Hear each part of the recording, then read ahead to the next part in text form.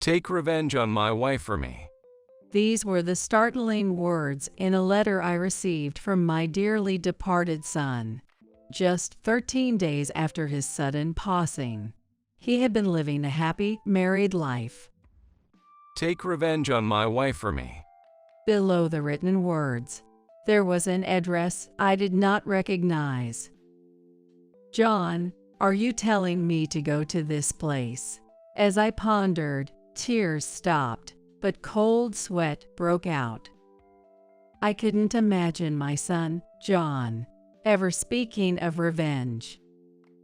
What drove him to this point?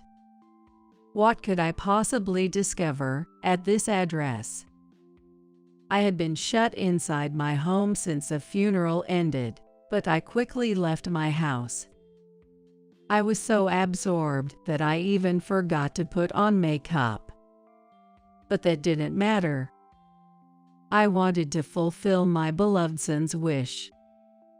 With a single-minded focus, I hurried to the address written in the letter.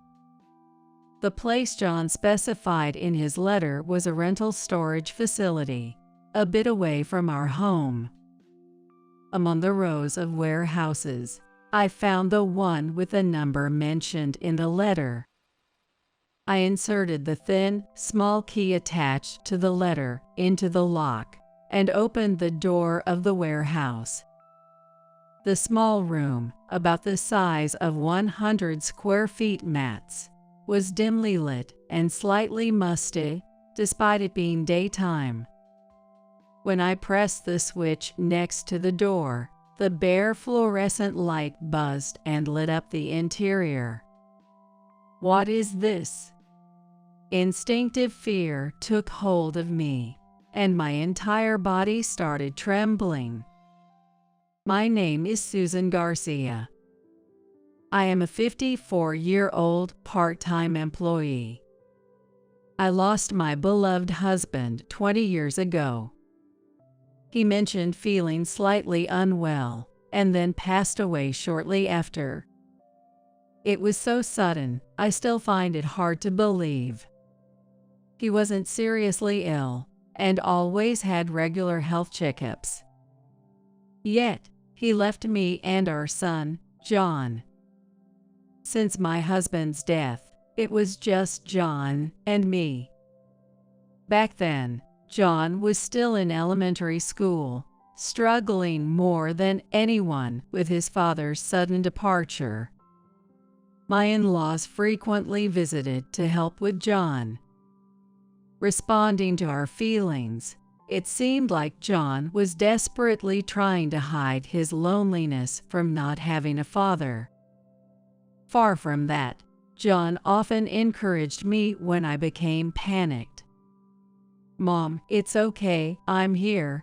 His young voice still echoes in my ears to this day. After losing my husband, I started working part-time to raise John, trying to forget the sorrow with the busyness of daily life. He never said anything about me being frequently away from home due to my busy job. Despite being lonely himself, he never complained and continued to encourage me. I gradually overcame my grief, responding to John's support. During his high school years, John began working part-time to help with our finances. He worked while balancing his studies, not wanting to overburden me. He did well academically, often praised by teachers at parent-teacher conference. I am thankful every day for how well he grew up despite losing his father. After graduating high school, John immediately started working. He had good enough grades for any university, but probably considering me, he made his decision. Saying, "I'm tired of studying," he started working at a small local factory. Being naturally smart, John quickly learned the ropes and was well liked by everyone there. Despite the physical demands, he seemed fulfilled every day.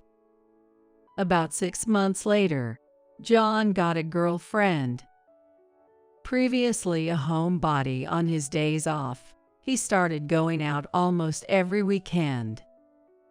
As a mom, I felt a bit lonely, but I was also relieved that my son at that age had found someone.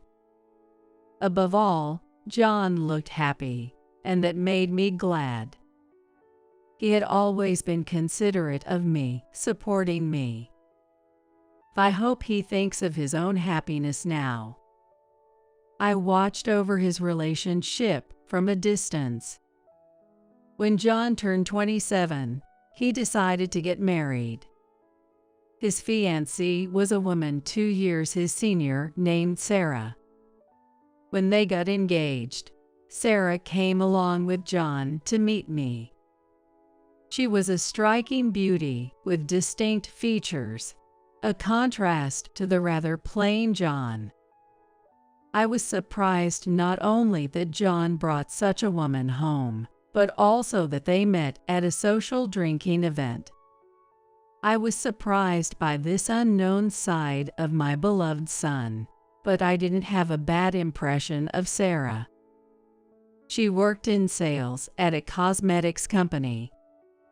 Maybe it was her job, but she was a great conversationalist, and our meeting ended on a pleasant note. Soon after, they got married, and John moved out to live with Sarah. Mom, are you sure you'll be okay alone? It's still within the county, but a bit far. John worried about me until the last minute before moving. Sarah too seemed concerned about me living alone, and there was serious talk about us living together at one point. I appreciated their kindness, but I couldn't burden John any further. I politely declined their offer and celebrated their new life together. John still visited me often, but he started to lose weight, seemingly stressed from his job change. He chose a new job closer to Sarah's workplace, but it seemed to be tough on him. Unlike the small factory, the unfamiliar sales job was probably causing him stress and affecting his appetite. Haven't you lost weight? It's good to work hard, but it's serious if you ruin your health. Every time he came home, I would say that to John, but he would just reply, I'm fine, with no intention of changing jobs. I assumed his job was the only stressor, but it took me a while to realize there was more to it. Sarah, since he won't listen to me, could you talk to him? He's so stubborn. 3 years after John and Sarah got married, John turned 30.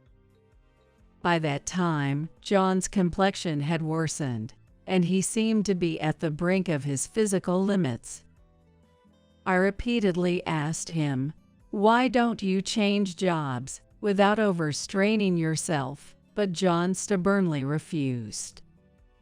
It could be because of his marriage to Sarah that he feels he can't quit his job right now out of a sense of responsibility. Unable to bear it, I reached out to Sarah, asking her to persuade John to consider a job change.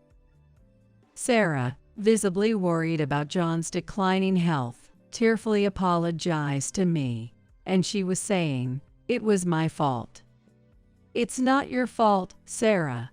John has always been a hard worker and tends to overdo things, but I think he'll listen more if it comes from you. But I was not gonna lie, I was somewhat irritated with Sarah. Despite my repeated requests to take care of John, she seemed to do nothing but only apologize. I couldn't blame her directly, so I could only watch as John continued to decline. Several days after contacting Sarah, I still hadn't heard anything from her. She should know how worried I am. I thought she should give me at least an update.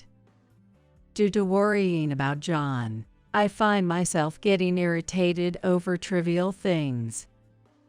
Calming myself down, I decided to reach out and contact her myself.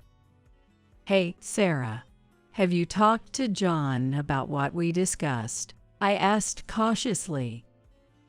After a brief pause, an unbelievable response came from her. No, it wasn't words I heard on the phone. It was a click of the tongue. On the other end, Sarah definitely made that sound. "I'm sorry, Susan, but I'm also busy with work. I'm keeping a close eye on John's health. Aren't you being a bit overprotective? If he says he's okay, then he must be okay." Sarah retorted with irritation. This tone was unlike the Sarah I knew. But it was undeniably her. Had she been pretending until now? Stunned into silence, I heard Sarah regain some composure. "Sorry, I'm just worried and getting frustrated too." Despite her attempts to smooth things over, my guard against her didn't drop. For the first time, I sensed danger from Sarah. John might be in danger with her. An awful premonition raced through my mind, but with John himself saying nothing, I couldn't interfere in his affairs with Sarah. He was due to visit in a few days, so maybe I should ask him more directly then. Could he be troubled by something other than work? Some serious issue in his marriage? As Sarah pointed out, I might be a bit too overprotective. But if it's just a conversation when he comes to visit, that should be okay. Just to listen, after all. I managed to calm my racing heart and waited for John's visit. But my decision was a grave mistake. One I would regret for the rest of my life. It happened so suddenly. "Is this Mrs. Susan, John's mother?" The call from the police gripped my heart painfully. A dreadful feeling pierced me, and I nearly fainted. It can't be. Before the officer could even state their business, my mind raced with the worst scenarios. Part of me desperately denied it, yet somewhere there was also a feeling of resignation. I didn't want to hear any more. Fighting the urge to hang up, I nodded. As expected, they informed me of John's death. He had taken his own life. "Please, stay calm." They kept saying, but I dropped the phone. I was in such shock, I forgot to even cry, standing dumbfounded. "Why, John?" I repeated his name over and over, as if broken. How much time had passed? The sound of the front door being forcefully knocked brought me back to reality. Concerned about the disconnected call, several police officers had come to check on me. I crawled to the door and opened it. Seeing the officers' sorrowful faces, I finally broke down and cried. A female officer accompanied them, embracing me as she cried along. This is real. John is gone. That's how I lost my beloved son. Overwhelmed with grief, I went through the funeral proceedings, but my memory of it is mostly a blur. I had even forgotten my anger towards Sarah, focusing solely on what needed to be done. There were many things I wanted to say, to talk about, but at that moment, I couldn't do any of it. The police, seeing my condition, decided to postpone their inquiry for a while. During that time, the police seemed to be questioning Sarah, but I doubted she would reveal anything. My intuition told me Sarah was the reason behind John's downfall. Why didn't I contact John right away? Why didn't I go to him immediately? Regrets flooded my heart, and I found myself unable to talk to anybody for a while. Then a letter arrived for me. My hands trembled as I saw the sender's. John's name. The handwriting was unmistakably his.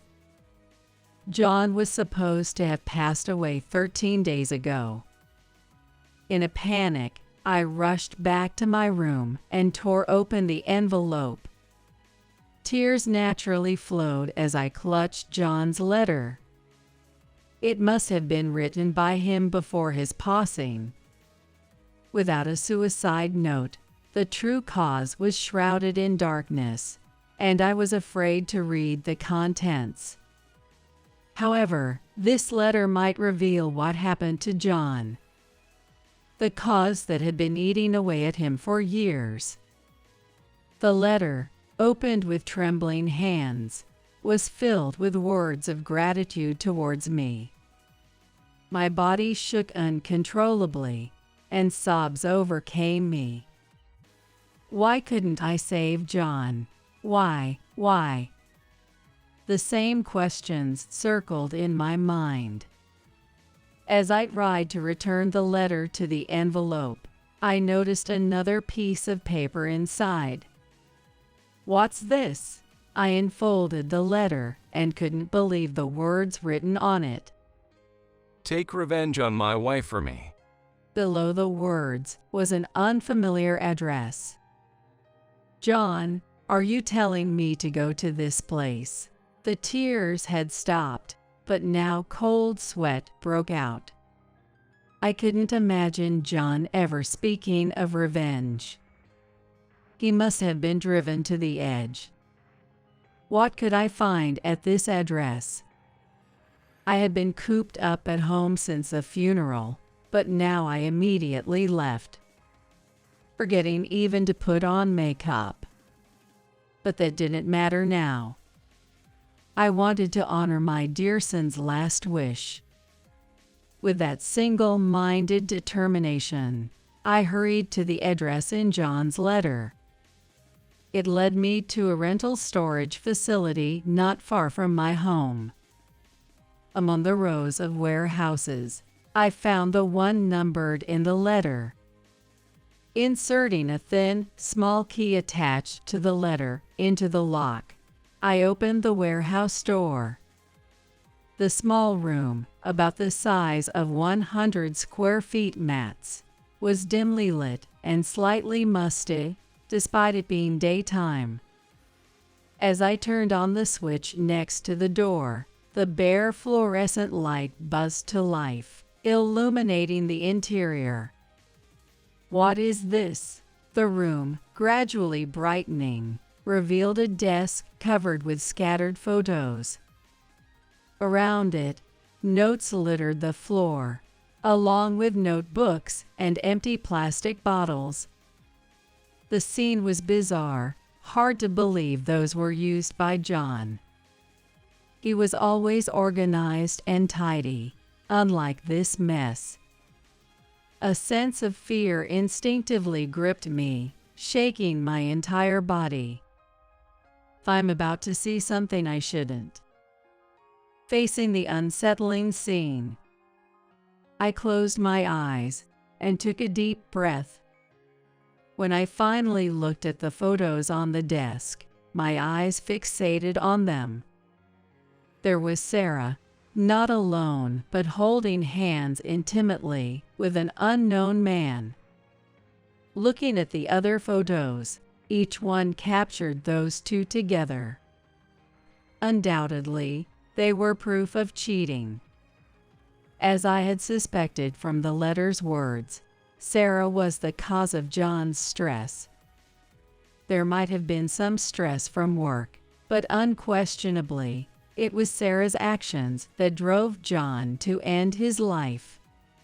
While trying to calm my trembling body, I frantically started going through the notes and notebooks.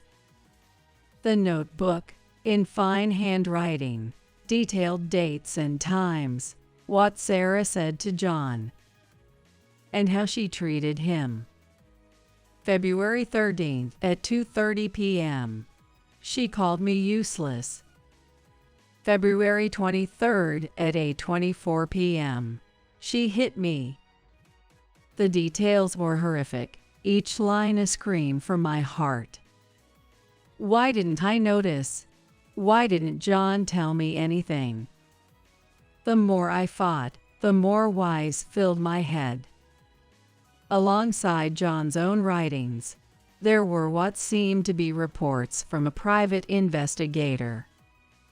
The photos, too, were likely taken by someone he had hired to investigate Sarah's infidelity. Inside an envelope on the desk, I found several USB drives. I gathered them, along with the other evidence, into my bag and closed the warehouse door. I couldn't stay any longer. The place felt thick with John's resentment, attacking even me, his mother. John, I'm so sorry. Hatred for Sarah, who had transformed my son so drastically, solidified my resolve for revenge.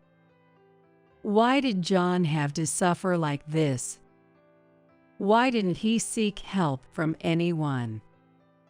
I vowed to find the answers and avenge John's unfulfilled grievances. Back home, I went through the awful treatment and evidence of infidelity John had left behind. I panicked several times, feeling sick. The pain was unbearable.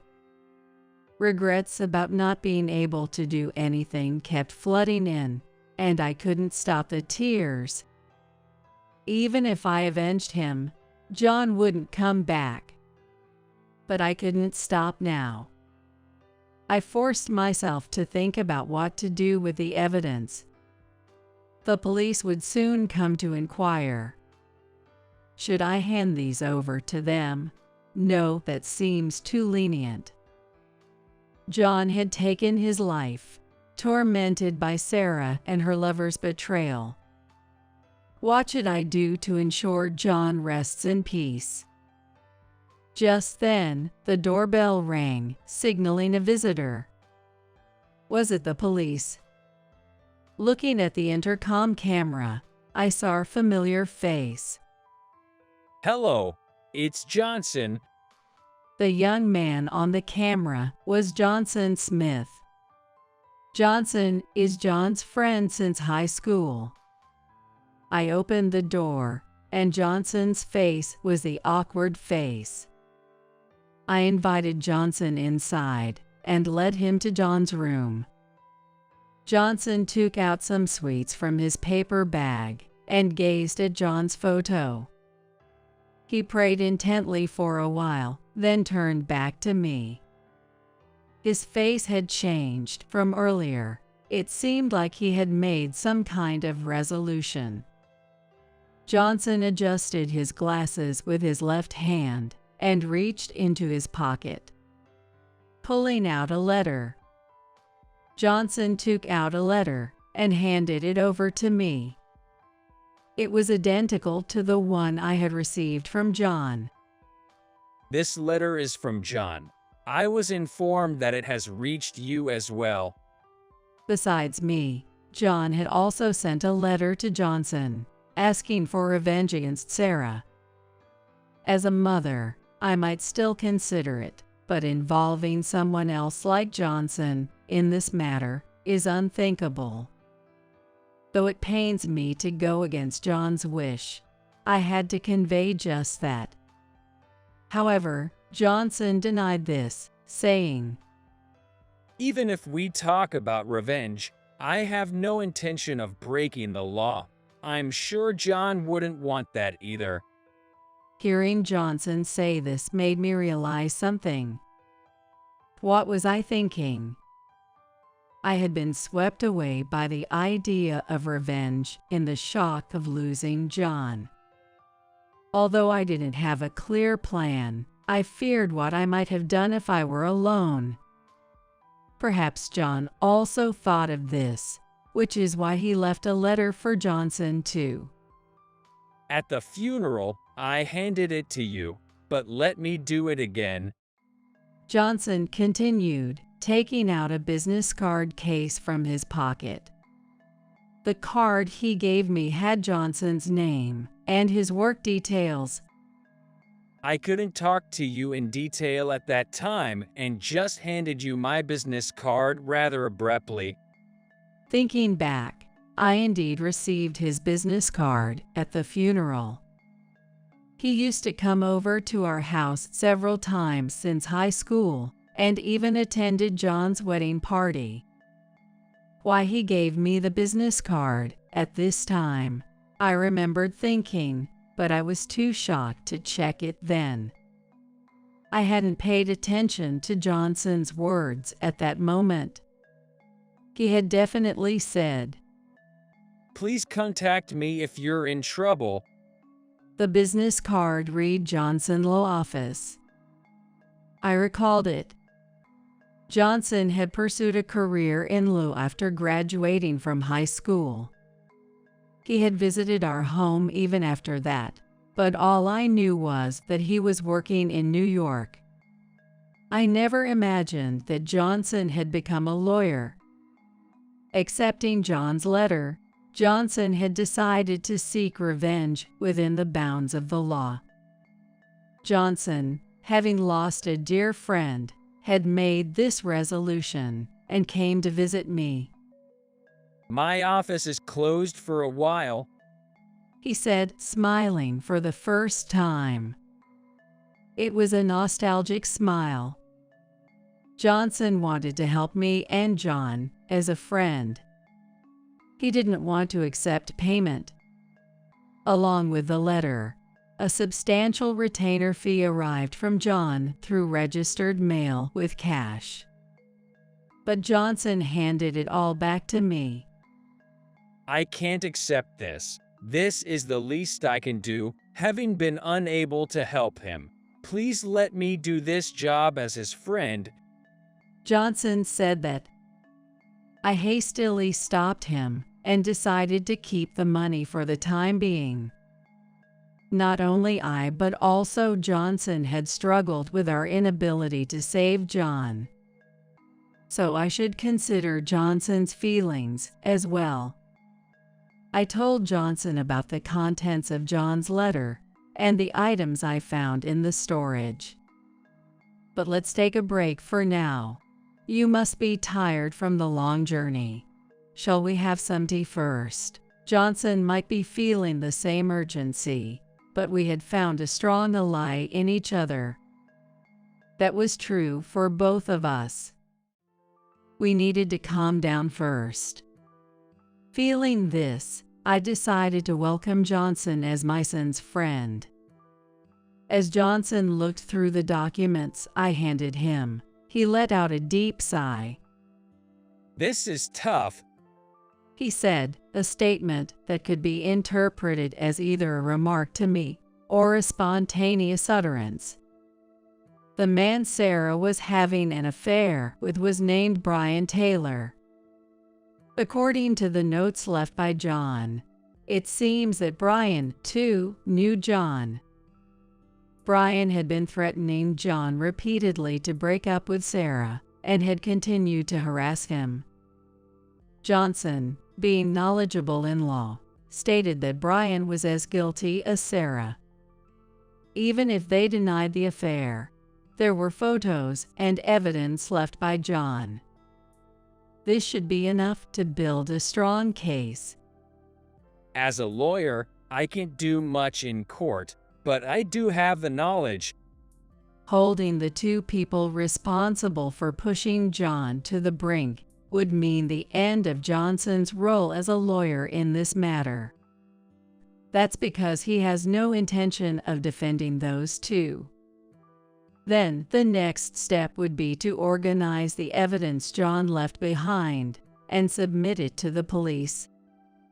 Also, demanding a significant amount in damages from them would be part of the plan. We will submit what John left to the police and bring those two to justice, Johnson affirmed, as if convincing himself.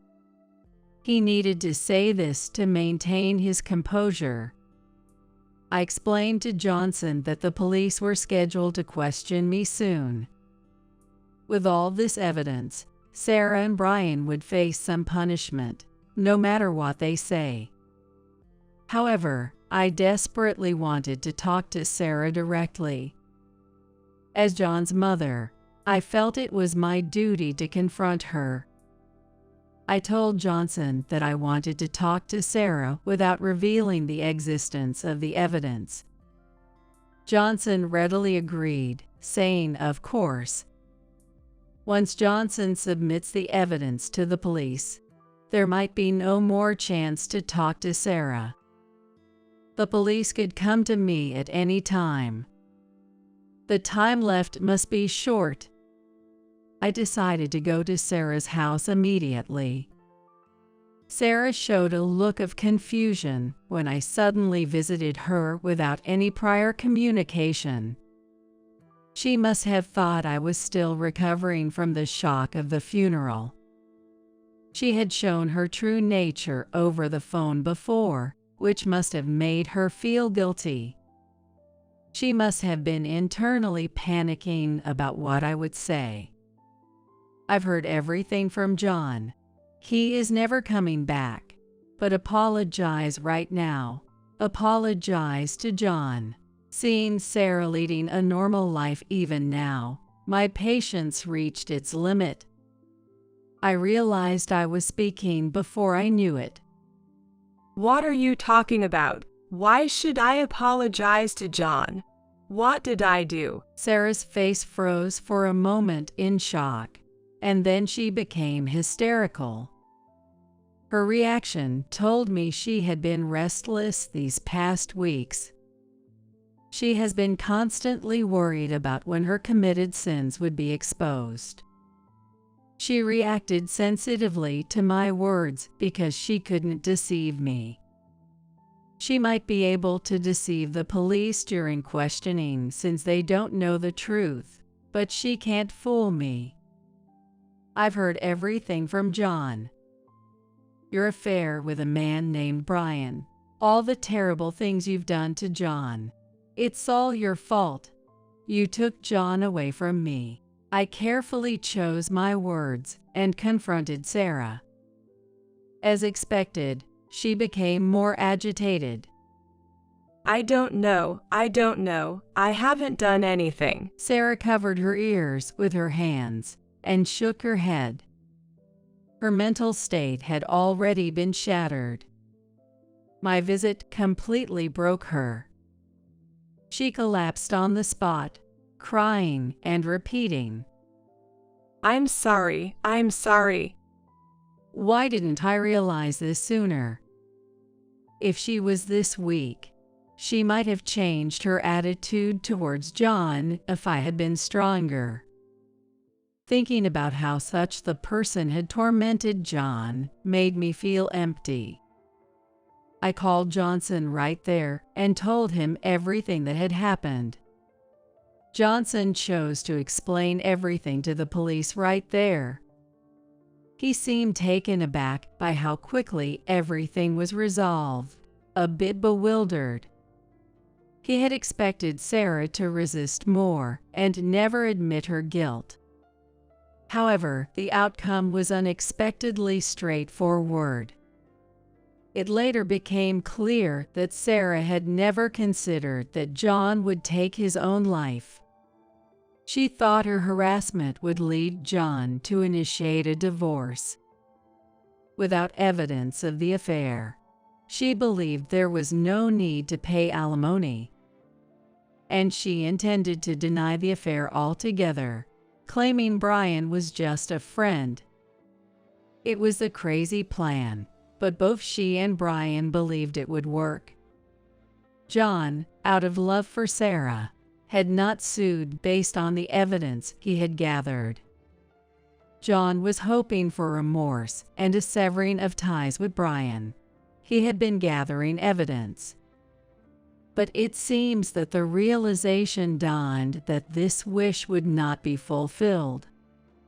He could have taken revenge himself, but John was so cornered that he couldn't make sound judgments. He couldn't bring himself to sue Sarah. Unaware of John's kindness, Sarah continued to push him to the edge. Following Johnson's call, the police arrived promptly, and Sarah, along with Taylor, was subject to another round of questioning. The evidence left by John soon exposed their crimes. Sarah, since then, hasn't been able to speak properly. Even after being found guilty and sent to a police hospital, she remains in a state of shock. This story became news, quickly spreading the crimes of Brian and Sarah across the nation. They were recognized as the cause of John's death. Johnson's efforts ensured a flawless claim for damages. Unsurprisingly, Brian lost his job. His crimes became known among his company and friends, leaving him completely isolated. Even if he re-enters society, he will have to continue paying the alimony and remain a subject of rumors for his grave misdeeds. They committed such grave crimes. Sarah remains unwell, with no hope of recovery, constantly repeating, "I'm sorry," and unable to sleep without medication. The guilt of the two was revealed, and they faced justice according to the law. However, John will not return. Did we fulfill his last wish? After ensuring the conviction of the two individuals, Johnson decided to return to New York. Thank you for everything. I don't know if we completely honored John's feelings, but we tried our best, he said with a somber expression. Having a friend like you, John, was fortunate. Thank you so much, I replied with deep gratitude. Johnson, slightly flustered, responded, I just did what I could as his friend. Please, no need for such formalities. With a smile, Johnson walked away. Without him, I might have lost my composure, driven by anger. He managed to stay calm and bring them to justice, hiding his own turmoil. Although Johnson wasn't looking at me anymore, I continued to watch his retreating figure for a while.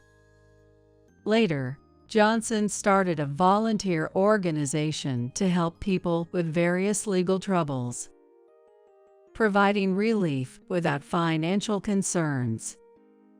His inability to save John must have been incredibly frustrating. To this day, he continues this work alongside his job, helping many people. Just a few weeks ago, he came by to see me again. During that visit, he introduced me to his wife and their newborn child. Despite his busy schedule, he makes sure to visit a few times a year. John must be delighted. As for myself, I quit the part-time job I had since then. I felt compelled to do something only I could do, despite not having the knowledge or power like Johnson. That's when I decided to volunteer in mental health care for families who have lost loved ones.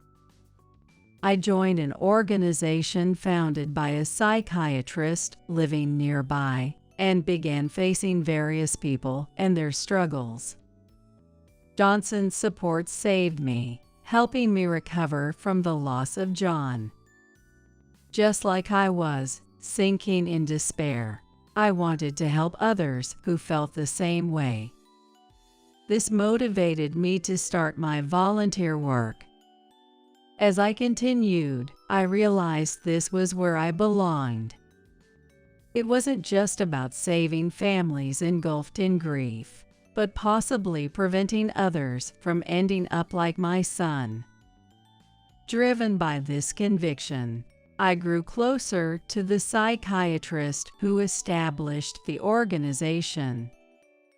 I never planned for this. It made me feel guilty towards my late husband and John. Is it okay for me to be happy only myself? With this newfound acceptance, I cautiously began a new relationship. Even if I fall in love again in the future, I will never forget my husband or John. I intend to live my life carrying the memories and sentiments of both of them with me. So, is it all right for me to embrace happiness again?